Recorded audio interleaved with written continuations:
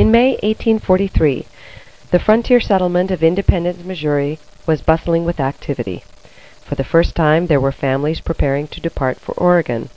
They were led by Dr. Marcus Whitman. He was a country doctor who had traveled with his wife to Fort Vancouver 7 years earlier.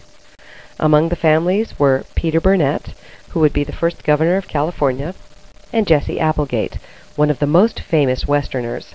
On May 22nd, they headed out. Between 500 and 1,000 people, together with thousands of heads of cattle, set off for Oregon. They traveled in two groups. The first, the wagons and the families, followed by the cattle. The caravan followed the Platte River to the Sweetwater River. Every night the wagons would circle, and guards would keep the cattle together. The caravan continued until it reached Fort Hall. There they were told that there was no way that the wagons could reach the coast. They decided to go forward anyway. They had no choice. The members of the caravan hacked their way through the Blue Mountains. However, once they reached the Cascade Mountains, they were unable to continue.